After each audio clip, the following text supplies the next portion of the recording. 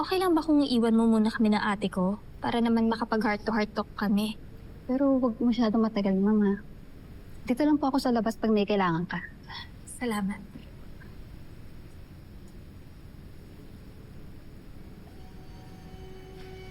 Ate, muntik na kitang hindi ma-recognize Sino ba naman ang mag-aakala na yung laging perfect, laging matalino, laging bida, mag-i-end up lang din pala ng haggard na krung-krung. Deserve mo yan.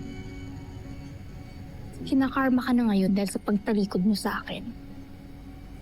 Yan ang nababagay sa isang traitor na katulad mo. Ikaw ang traidor. Pagsisisihan mo na sinira mo ang buhay ko. Oras na makalabas ako dito, ikaw naman ang wawasakin ko.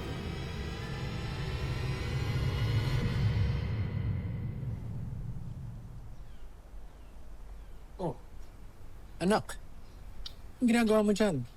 Bakit dito ka nagbabasa ng libro, init-init dito? Doon ka sa loob. Baka po kasi nandun yung ghost ni Luigi eh. Anak, there's no such thing as ghosts. Kung meron man, good ghost yun. Si Luigi yun eh. I wish Mommy was here. Kapag po kasama ko siya, hindi po ako natatakot.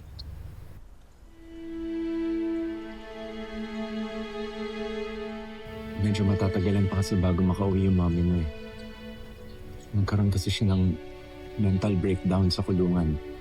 Ano po ibig sabihin nun? Sabi kasi ng doktor, wala na siya sa tamang pag-iisip. Kaya kailangan niya magstay sa mental facility. Oh, Daddy, puntahan po natin si Mommy. Please, sunduin po natin siya. Hindi po siya pwede doon. Anak, I know. Alam ko. I understand you. Pero hindi pa kasi natin pwedeng gawin yun. Kailangan mo na magpagaling ng mami mo dun. Daddy, wala naman pong sakit si Mommy. Hindi po ako naniniwalang crazy siya. Excuse lang po. Mikay. Mikay. Mukhang hiyang ka naman dito eh. Pwes, dito ka na lang forever. Huwag ka nang babalik sa amin Magpakasaya ka na, Angel. Dadating din ang oras ng paniningid ko. Pagbabayaran kita sa lahat ng kasalanan mo. Kung ako sa'yo, kalimutan mo na si Mikay. Kasi nandito naman ako eh. Bago na siyang mami. Hindi ka na niya kailangan. Hindi mo maaagaw si Mikay. Talaga ba? Parang di mo naman ako kilala, ate. Lahat ng gusto ko, nakukuha ko. Kaya akin na si Mikay. Pero kung naging matigas yung ulo niya tulad mo, sorry na lang. Isusunod ko siya sa'yo. Nagsasaktan si Mikay!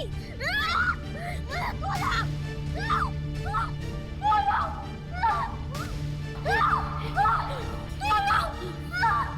Tama na! Huwag mo siyang saktan. Bakit ba violente pa rin yung babaeng yan, ha? Akala ko ba tinuturukan niyo na ng pampakalma? Huwag ka maniwala dyan, Luigi. Love tayo ni Ate Mikay mo, ha? Huwag ka maniwala dyan. Sinusugatan ka ba, miss?